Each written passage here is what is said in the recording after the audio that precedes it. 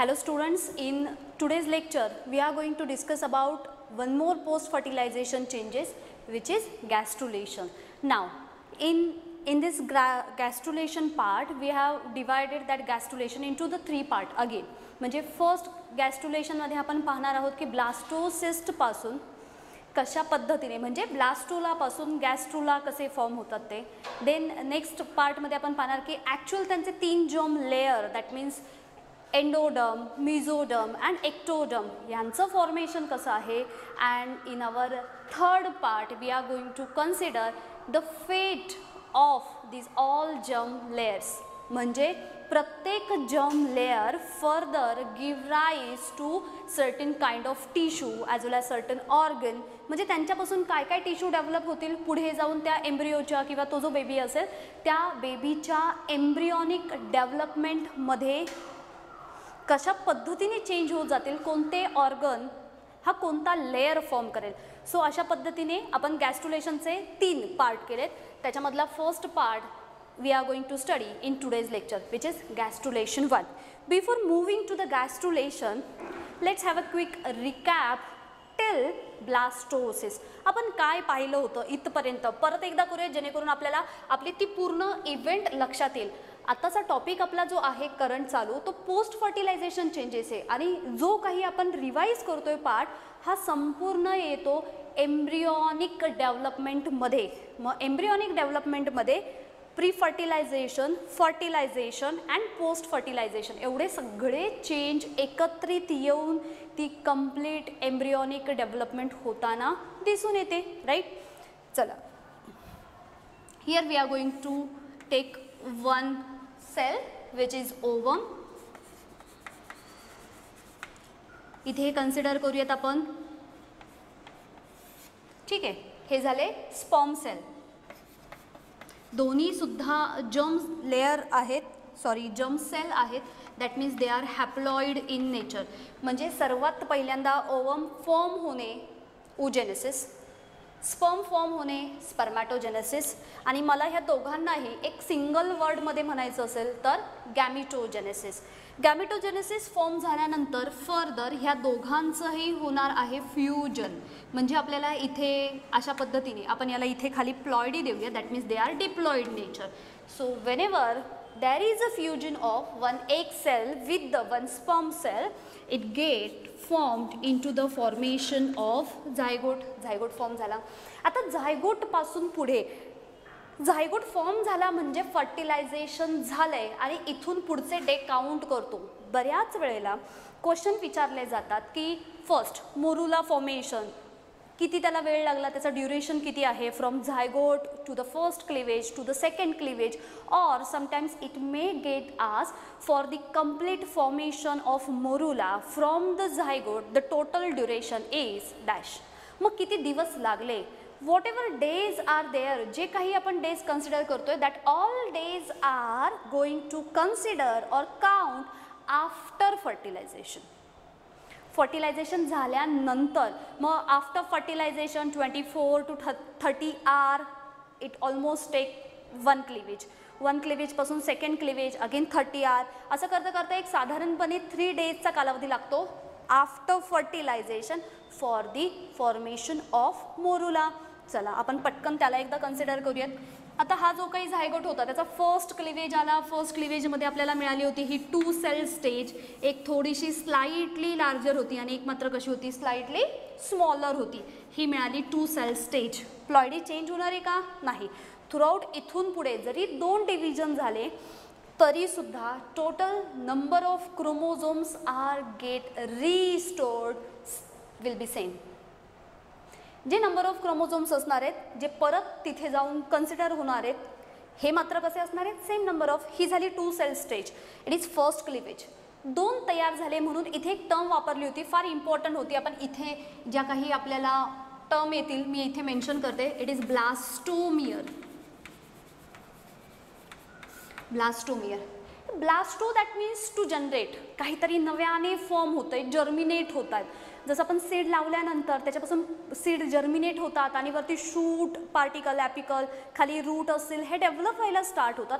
Same वेमध्ये zygote undergoes division, and they form the first cleavage and would get result into the 2-cell stage called as blastomere. 2 sale मिळाली, त्याच्यानंतर मग आपल्याला इथे ही मिळाली होती, ही होती 4 सेल स्टेज.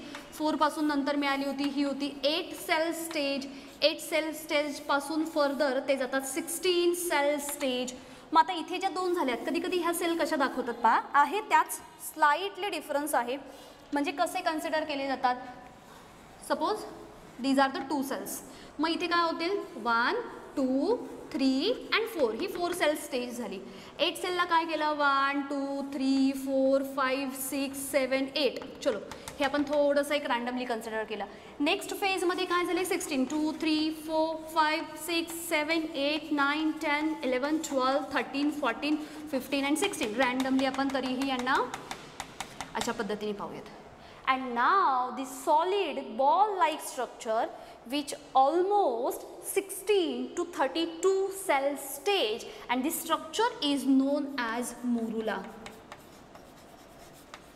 फार important ही stage. मग आपल्याला एक टर्म गेली होती ब्लास्टोमियर. पुढची जी इम्पॉर्टंट टर्म आहे, कधी कधी ह्याला डिफाईन करायला विचारलं जातं किंवा ह्या स्टेजवरती क्वेश्चन्स येतात, which is morula.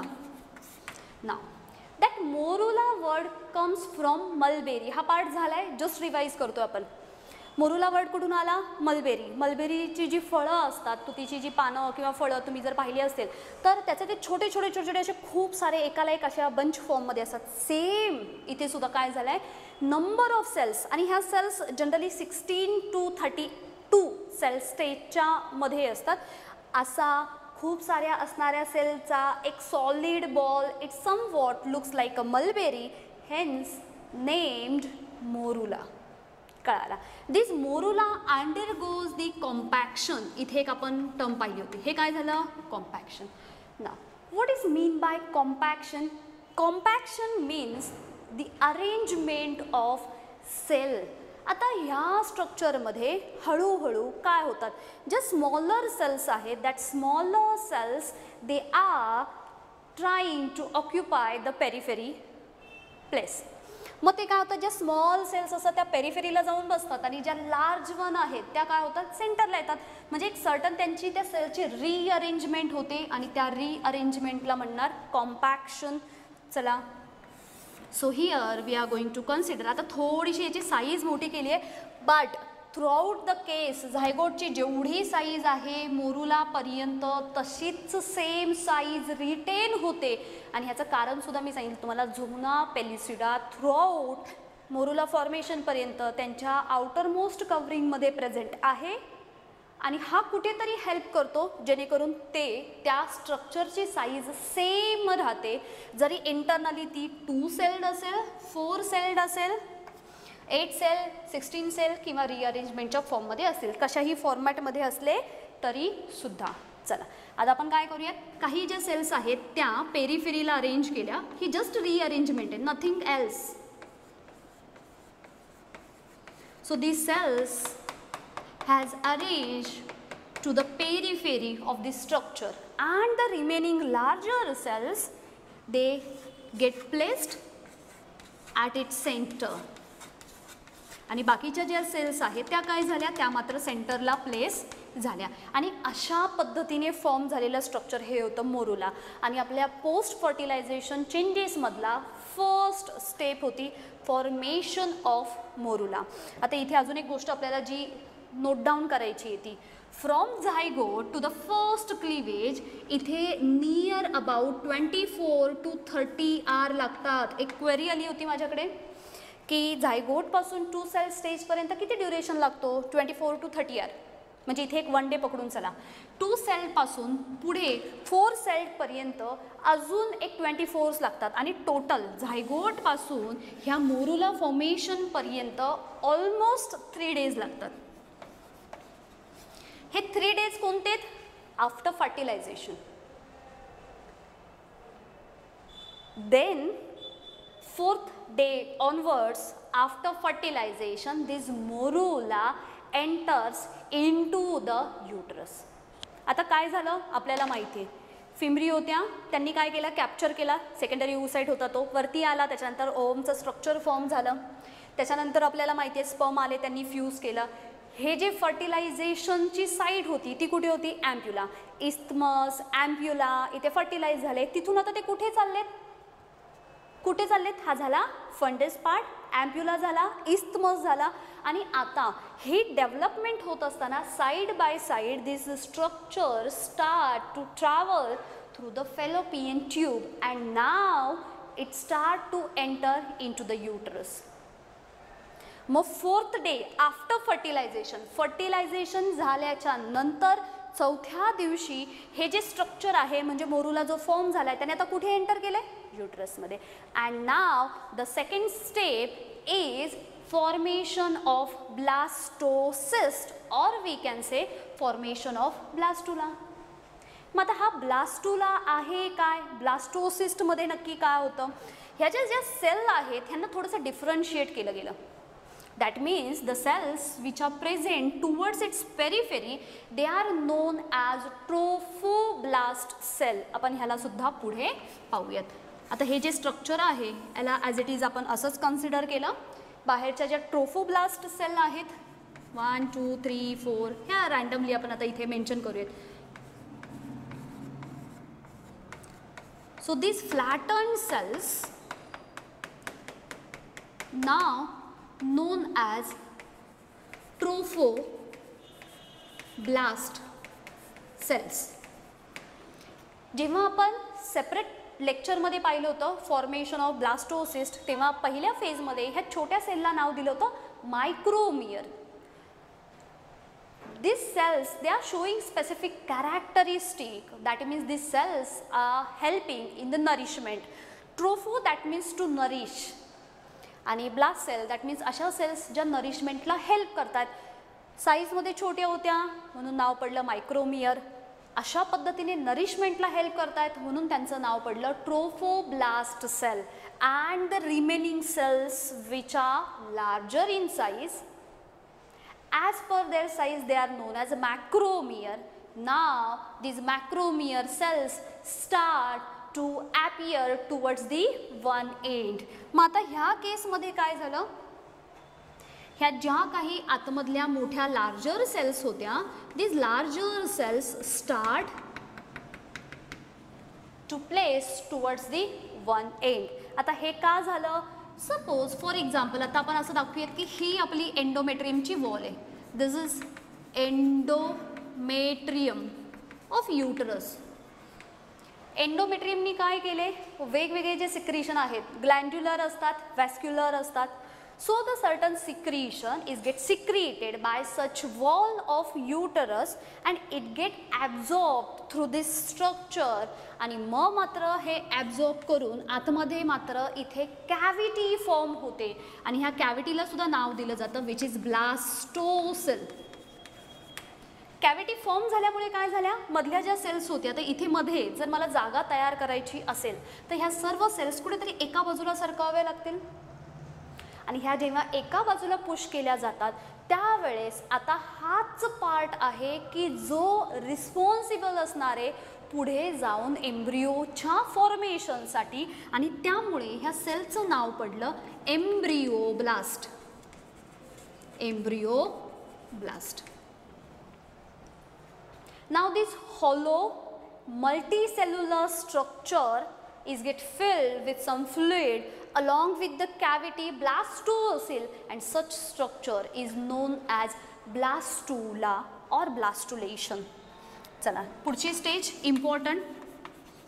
blastula or blastocyst and the process by which this hollow multicellular structure is get formed process is known as blastulation.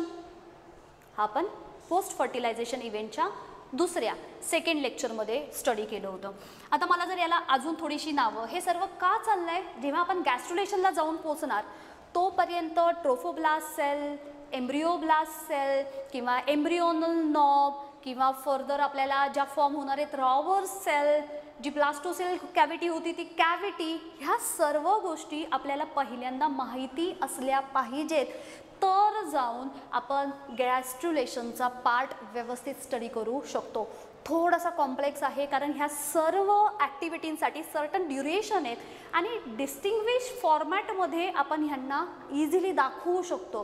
पण जेव्हा आपण गॅस्ट्रुलेशनचा स्टडी करतो ती फार क्विक प्रोसेस असते आणि ह्या क्विक प्रोसेसमध्ये कोणत्या सेल डिवाईड झाल्यात, कोणता इपिब्लास्ट आहे, कोणता हायपोब्लास्ट आहे, एक्टोडर्म कसा, मध्येच मेझोडर्म कसा आला, ॲम्निओटिक कॅव्हिटी कशी फॉर्म झाली, ह्या सर्व गोष्टी तिथे समजण्यासाठी आपल्याला पहिल्यांदा आपला बॅकअप तयार करून घ्यायचा आहे. जसं सिम्पली आपल्याला जर हायर मल्टिप्लिकेशन किंवा डिव्हिजन सॉल्व्ह करायचे असेल तर बेसिक टेबल आपल्याला माहिती असले पाहिजेत. तसं हे बेसिक माहिती असेल तेव्हा आपण गॅस्ट्रुलेशनकडे जाऊ शकतो. चला आता इथे आपल्याला काय काय कळाले. ह्या बाहेरच्या सेल होत्या, मला कळायला ट्रोफोब्लास्ट सेल नाव दिलं मी त्यांना, सपोज ह्या फर्स्ट टाईपच्या सेल. दुसऱ्या होत्या ज्यांच्यापासून पुढे एम्ब्रिओ डेव्हलप होणार आहे त्याला आपण म्हणणार आहोत एम्ब्रिओब्लास्ट. अजून एक क्वेरी आली होती की what is the difference between embryoblast and embryonal knob.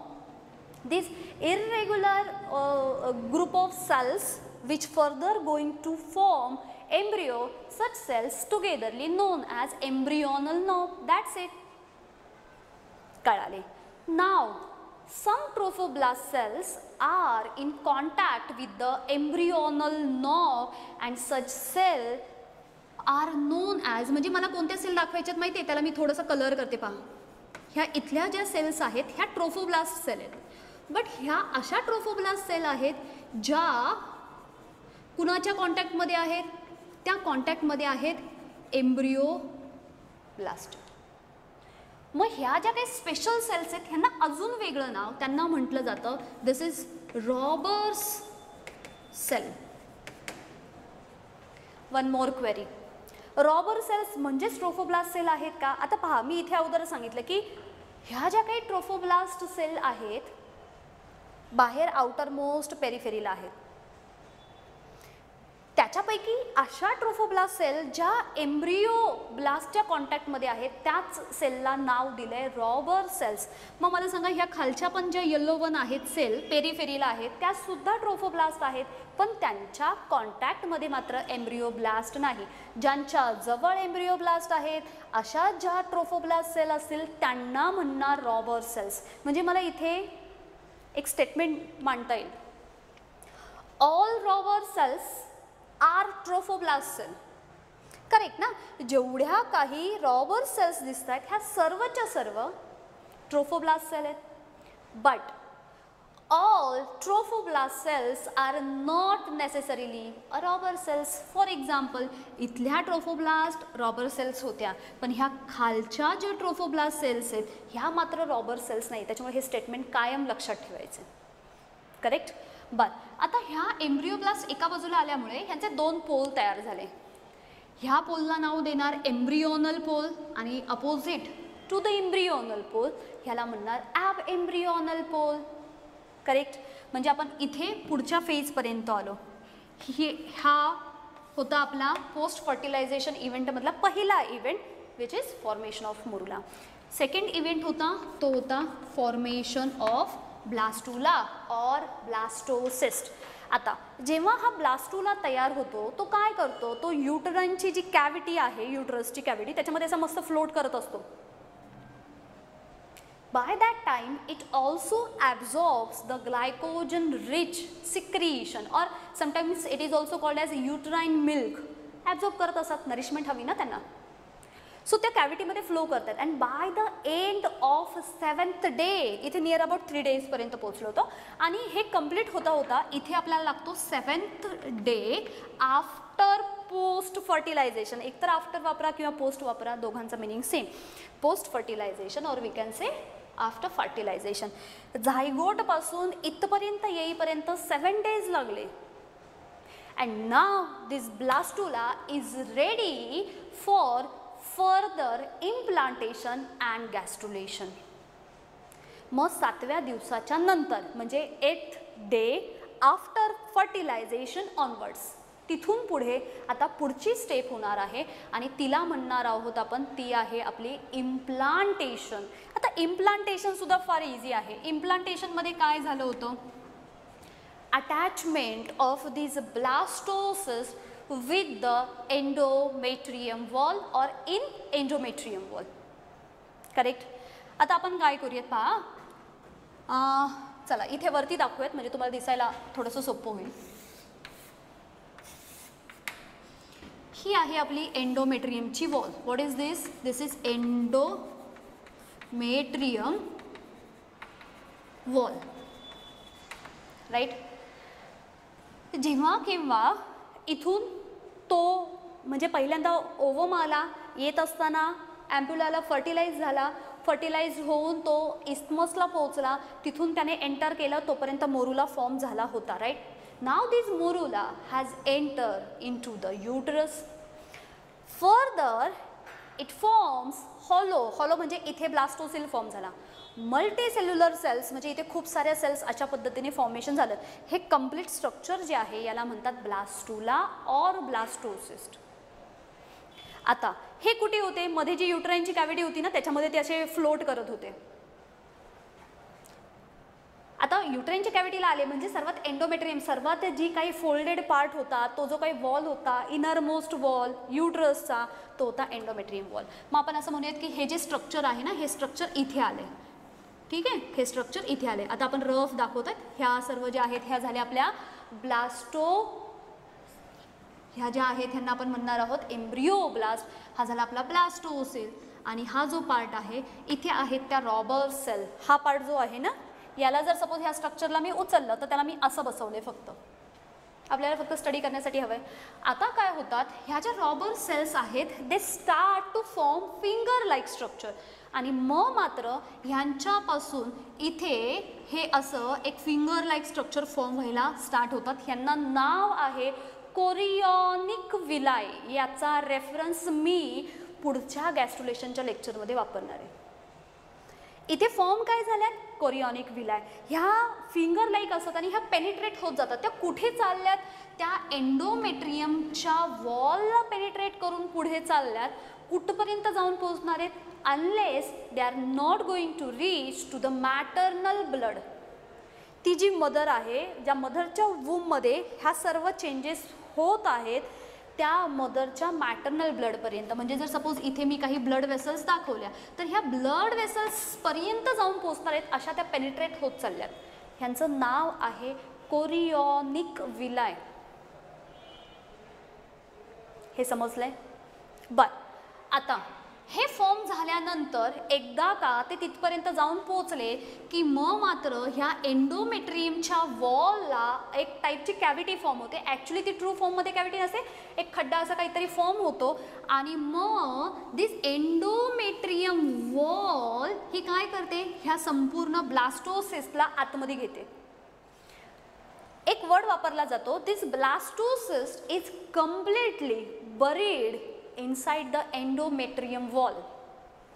आणि अशा पद्धतीने हा जो काही एम्ब्रिओब्लास्ट होता हा युटराइनच्या वॉलला जाऊन फिक्स झाला.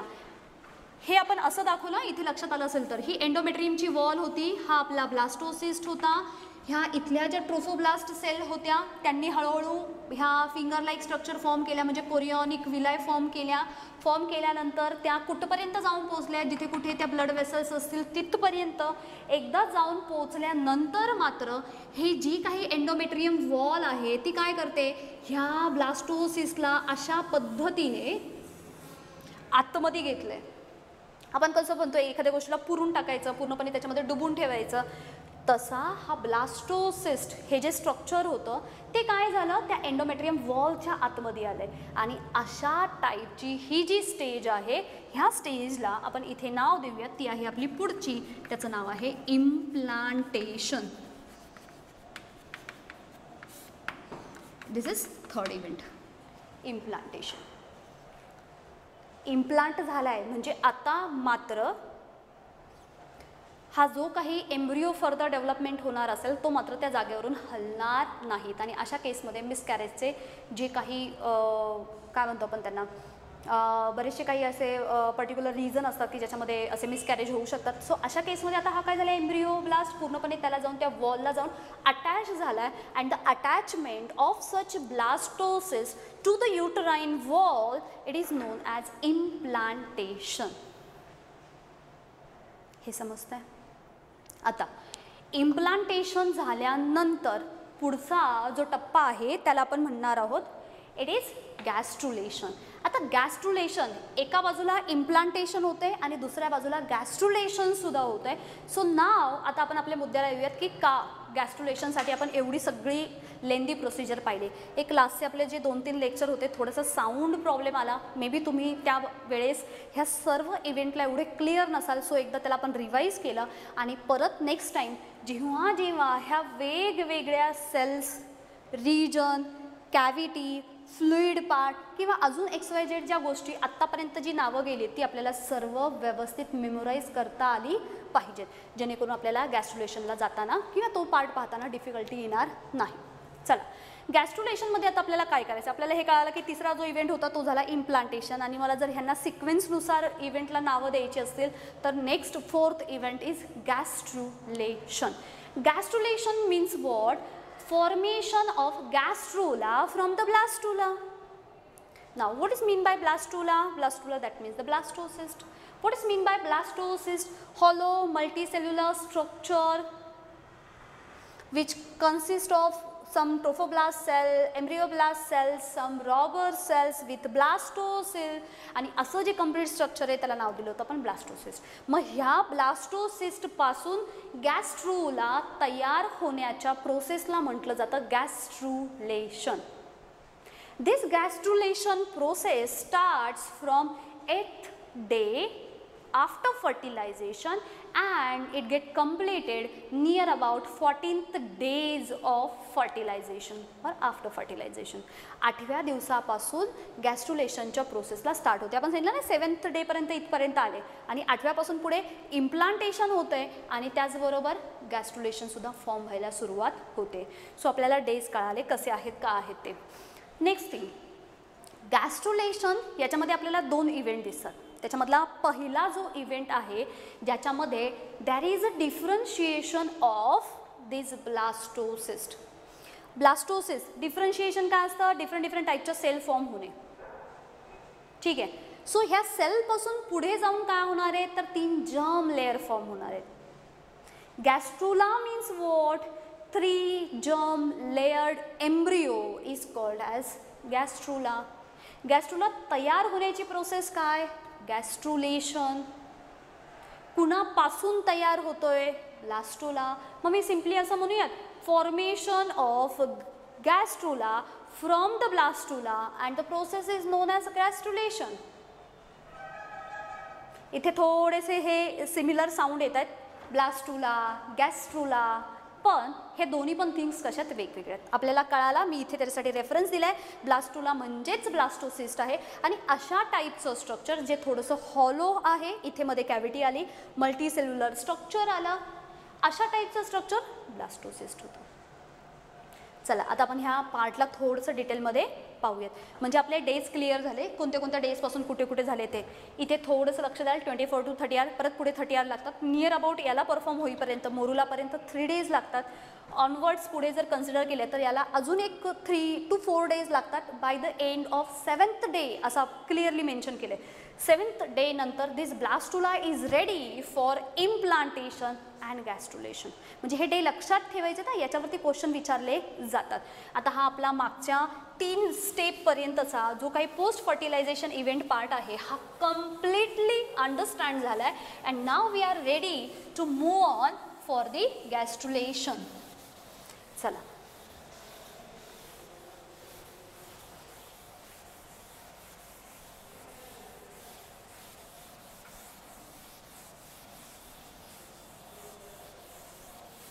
आता मला याच्यामध्ये काही सर्टन थिंग्स समजून घ्यायच्यात, स्लोलीच जाणार आहे जेणेकरून तुम्हाला समजेल आणि क्वेरीज तुमच्या लेक्चरमध्ये सॉर्ट आउट होतील. चला स्टार्ट करूयात आपला आत्ताचा टॉपिक ज्याला आपण म्हटलोय गॅस्ट्रुलेशन.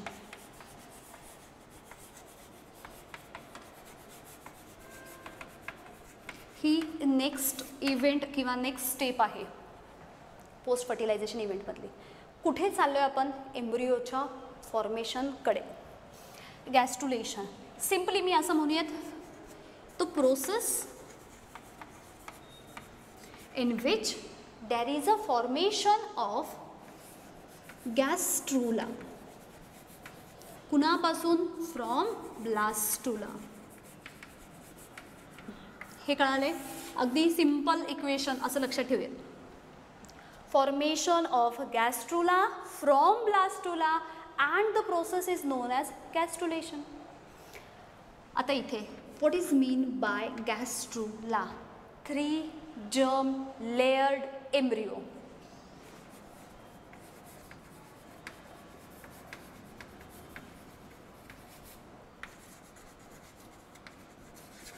Is called as गॅस्ट्रुला.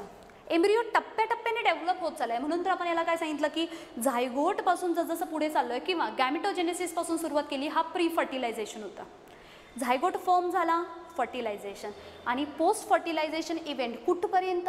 त्या बेबीच्या कंप्लीट डेव्हलपमेंटपर्यंत आणि पार्च्युरेशनपर्यंत, म्हणजे त्या बेबीचा बर्थ होईपर्यंत ही थ्रूआउट जी डेव्हलपमेंट असते तिला आपण कन्सिडर करूयात एम्ब्रियॉनिक डेव्हलपमेंट. पण फर्स्ट मंथमध्ये आणि सेकंड मंथमध्ये जी बेबीची डेव्हलपमेंट असते त्याला म्हटलं जातं एम्ब्रियॉनिक डेव्हलपमेंट, आणि third, fourth, fifth till 9th मंथपर्यंत जी डेव्हलपमेंट असते तिला म्हटलं जातं फिटल डेव्हलपमेंट.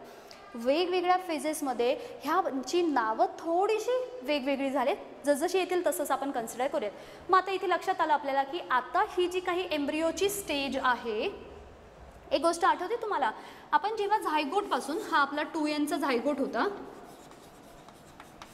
2n चा झायगोट होता, झायगोटपासून इट अंडरगोज द क्लिवेज,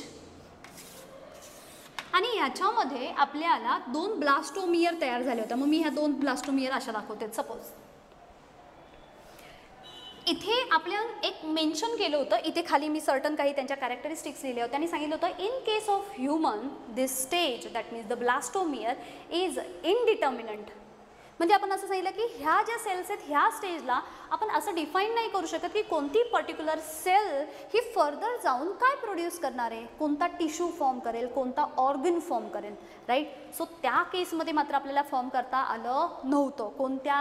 ब्लास्टोमियरच्या फेजमध्ये, that means the first cleavage in the formation of morula. पण ह्या केसमध्ये मात्र त्यांच्या 3 जर्म लेयर्ड असणारा एम्ब्रियो, मी त्या 3 जर्मची नावंसुद्धा इथेच मेन्शन करते. पहिला असणारे त्याला म्हणूयात आपण इट इज एंडोडर्म. सेकंड जो आहे त्याला म्हणूयात आपण मेझोडर्म अँड एक्टोडर्म. आणि म्हणून ॲनिमल्सचं क्लासिफिकेशन केलं गेलं तेव्हा त्यांच्यामध्ये एक असा पॉईंट होता की ज्याच्यानुसार क्लासिफिकेशन केलं गेलं, ज्या ॲनिमल्समध्ये त्यांचं ओरिजिन हे 3 जर्म लेअरपासून होतं अशा टाईपच्या ॲनिमल्सला म्हटलं जातं ट्रिप्लोब्लास्टिक. आठवला word? Triploblastic. Triploblastic, that means they are having the presence of all such germ layer, namely endoderm, mesoderm and ectoderm. आणि असे आता आपली फक्त सुरुवात झाली, असे 3 जर्म लेयर असणारा एम्ब्रियो. अजूनही तो एम्ब्रियो कंप्लीट डेव्हलप झाला नाही आहे, पण हा आता ह्या फेजमध्ये 3 जर्म लेयर फॉर्म व्हायला जाणार आहेत आणि 3 जर्म लेयर असणारा एम्ब्रियो याला काय म्हणूयात आपण? गॅस्ट्रो. क्लिअर? मला प्रोसेस कळाली, गॅस्ट्रुला तयार करायचं आहे म्हणून तर नाव ना गॅस्ट्रुलेशन. पण कुणापासून? ब्लास्टुलापासून. मग आपण थोडेसे राईम जोडले. Formation of gastrula from blastula, that means that blastula changes into gastrula. And what is mean by gastrula? That means the 3 germ layered embryo. कोणते 3 जर्म लेयर आहेत? Endoderm, mesoderm, ectoderm. म्हणून ह्या अशा 3 जर्म लेयर असणाऱ्या ॲनिमल्सला triploblastic animals असंही consider केलं जातं, जे आपण वेगवेगळे त्यांचे फायलम पाहिले होते आणि त्यांचं क्लासिफिकेशन त्याच्यामध्ये हा एक पॉईंट कन्सिडर केला होता. बरं, आता ह्या प्रोसेससाठी दिस गॅस्ट्रुलेशन प्रोसेस स्टार्ट्स, कुठून स्टार्ट झाली? It starts from the 8th day after fertilization. कुठून स्टार्ट झाली बरं ही? 8व्या दिवसाच्या पुढे. केव्हापासून? झायगोट फॉर्म झाल्याच्या नंतर, that means post fertilization. 8th day post fertilization. And it get completed nearly about 14th days of fertilization. हा इथला पॉईंट लक्षात ठेवतो आपण. 8व्या दिवसापासून सुरुवात केली. Now in this gastrulation it performs the 2 such event. आता यांच्यामध्ये 2 इव्हेंट कोणते परफॉर्म होतात, मी इथे इव्हेंटची नावं देते आणि आपण त्या बाजूला ते इव्हेंट म्हणजे आहेत काय यांना पाहूयात. First is differentiation. Differentiation of blastomere म्हणा किंवा त्यांना ब्लास्टोमियर्स ठेवूयात आपण. ब्लास्टोमियर्स ते म्हणजेच ते आहेत, त्याच्यामध्ये जास्त काही डिफरन्स नाही आहे. And the second event is formation of morphogenic or morphogenetic development. So in the next event morphogenic or sometimes it is also known as morphogenetic development. बरं, आता हे म्हणजे काय आहेत ह्यांना आपण कन्सिडर करूयात. आहेत सिंपल इव्हेंट आहेत ते. फर्स्ट पहिल्या याच्यामध्ये सांगितलं आपल्याला डिफरन्शिएशन ऑफ ब्लास्टोमियर. आता आपल्याला तर समजलं की ही प्रोसेस स्टार्ट झाली. प्रोसेस होती गॅस्ट्रुलेशन. मग ह्या गॅस्ट्रुलेशनमध्ये काय होतंय, हा जो काही ब्लास्टुला आहे याच्यापासून फॉर्मेशन ऑफ 3 जर्म लेयर, आणि हे सुद्धा जर्म लेयर आपल्याला माहिती आहेत, which is endoderm, mesoderm and ectoderm. So पहिल्या इव्हेंटमध्ये काय होतं, डिफरन्शिएशन होतं. कसं डिफरन्शिएट करणार, म्हणजे आपण जो काही ब्लास्टोसिस्टचं स्ट्रक्चर पाहिलं होतं ते स्ट्रक्चर आपल्याला असं स्पेरिकल फॉर्ममध्ये दिसलं. इथे ज्या होत्या ह्या होत्या ट्रोफोब्लास्ट सेल, म्हणजे ॲक्च्युली हे संपूर्ण स्ट्रक्चरला आहेत पेरिफेरीला. हे कम्प्लीट स्ट्रक्चर कसलं आहे, ट्रोफोब्लास्ट सेलचं. जेवढ्या जास्तीत जास्त वेळेला आपण ह्यांना सारखं प्रोनाऊन्स करत राहणार तेवढं मॅक्सिमम ते आपल्या ब्रेनमध्ये स्टोअर होऊन जाईल, म्हणून आपण याला सारखं घेतोय. हा जो बाहेरचा पार्ट होता हा होता ट्रोफोब्लास्ट. देन त्याच्यानंतर आपल्याला असं लक्षात आलं की ब्लास्टोसिस्टमध्ये ज्या लार्जर सेल्स होत्या ह्या काय झाल्या, ह्या एका पोलला येऊन किंवा एका टाईपकडे एका साईडला आल्या. ह्या होत्या एम्ब्रिओब्लास्ट असं नाव देऊयात. हे होते आपले ट्रोफोब्लास्ट, हे 2 असे आले. मग आता पहा ह्या ज्या काही हा मधला जो पार्ट आहे ना याला आपण नाव देऊयात embryonal knob. And from this embryonal knob, म्हणजे हे स्ट्रक्चर कसलं आहे तर ब्लास्टुलाचं, याच्यापासून ह्या सेल फर्दर डिवाइड होतात.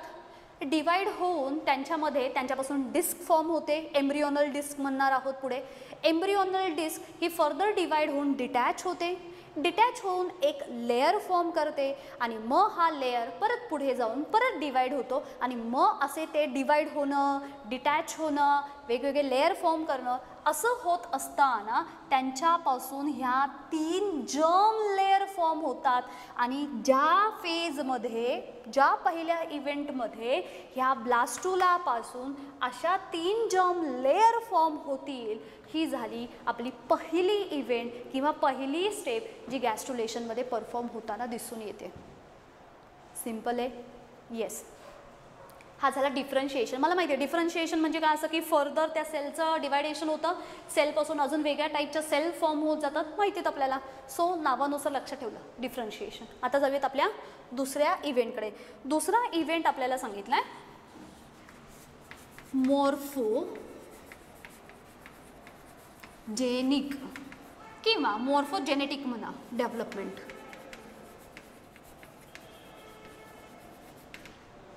आता परत एकदा मागचा टॉपिक आठवा. हे सर्व एकमेकांशी कनेक्टेड आहे, त्याच्यामुळे आपल्याला दरवेळेस मागचे रेफरन्स लागणार. आणि हे मागचे रेफरन्स जेव्हा लागतील, जेवढा मागचा पार्ट तुमचा क्लिअरली परफेक्ट झाला असेल तेवढं तुम्हाला पुढे मूव ऑन होताना त्रास होणार नाहीत. इच अँड एव्हरीथिंग तुम्हाला अंडरस्टँड होते.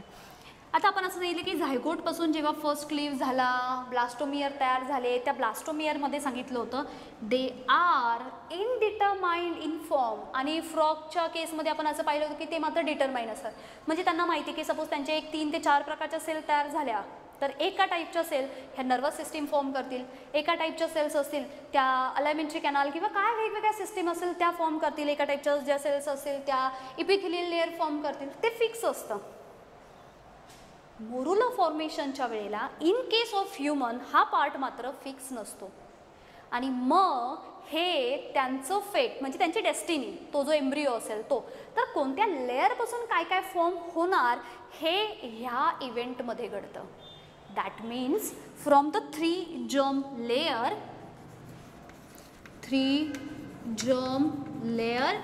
it give rise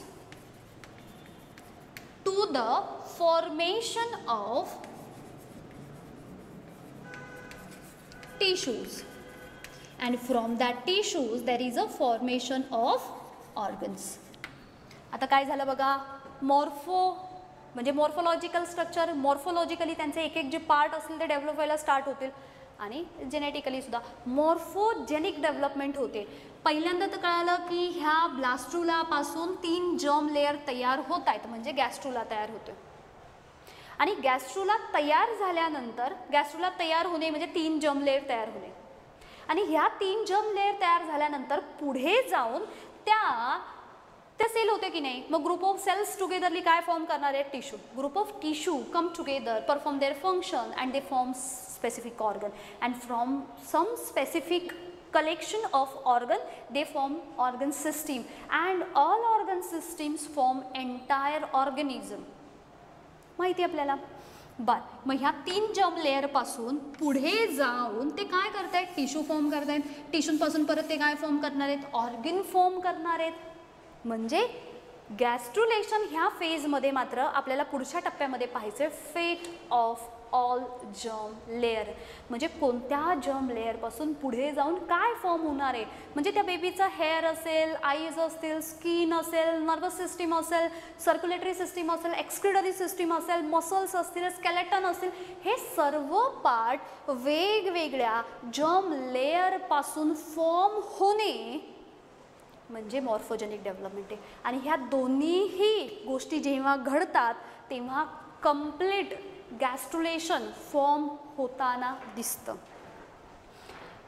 जेव्हा गॅस्ट्रुलेशनमध्ये पहिल्यांदा फॉर्म झाला गॅस्ट्रुला, प्लास्ट्रुलापासून तयार झाला गॅस्ट्रुला. गॅस्ट्रुला म्हणजे 3 germ लेअर, 3 germ लेअर म्हणजे एंडोडर्म, मेझोडर्म, एक्टोडर्म. ह्या लेअरपासून पुढे जाऊन सेल होत्या त्या, राईट. त्यांच्यापासून टिश्यू फॉर्म झाले, टिश्यूपासून ऑर्गन फॉर्म झाले. That means this gastrulation further get followed by organogenesis. आता नाव किती सिम्पल आहे, किंवा ही पुढची जी काही स्टेप असणार ती किती सिम्पल आहे. हा फर्दर जो पार्ट आहे it further give rise to the organogenesis. हा पार्ट काय करणार आहे, ऑर्गॅनोजेनेसिस फॉर्म करताना दिसून येणार आहे. आता हा जो काही ऑर्गॅनोजेनेसिस आहे, organo that means organs, whereas genesis that means to generate. इथे जर ते टिश्यू आणि ऑर्गन फॉर्म करतात म्हणजेच पुढे जाऊन काय होणार आहे, पुढच्या फेजमध्ये ऑर्गॅनोजेनेसिस, त्या बेबीचे, त्या फीटसचे वेगवेगळे ऑर्गन डेव्हलप व्हायला स्टार्ट होत आहेत. आणि ही गॅस्ट्रुलेशनची प्रोसेस जवळजवळ फर्टिलायझेशनच्या 8व्या दिवसापासून, म्हणजे फर्टिलायझेशन झाल्यानंतर 8व्या दिवसापासून ती 14व्या दिवसापर्यंत ह्या वेगवेगळ्या germ लेअर फॉर्म होऊन त्यांचं फेट म्हणजे त्यांची डेस्टिनी डिसाईड केली जाते की कोणत्या germ लेअरपासून काय फॉर्म होणार आहे. बऱ्याच वेळेला 11th सुद्धा तुम्ही पाहिलं असेल असं की काही ऑर्गन असतात स्पेसिफिकली, आणि तिथे मेन्शन केलेलं असतं this organ is originated by or it get origin by मेझोडर्म.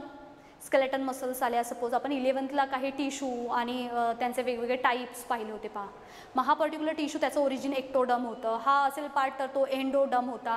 काही पर्टिक्युलर ऑर्गन असेल तर त्यांचं मिझोडम असतं. हे असतं काय की कोणत्या लेअरपासून ते डिराईव्ड झालेत आणि हे म्हणजे त्यांचं पुढे जाऊन काय करणार आहेत, ते वेगवेगळे ऑर्गन डेव्हलप करताना दिसून येणार आहेत. आणि आता आपल्याला जायचं आहे की हे 3 जर्म लेअर कसे फॉर्म होतील ते, म्हणजे पुढच्या टप्प्यामध्ये पाहणार आपण formation of this 3 germ layer, that means formation of gastrula from blastula.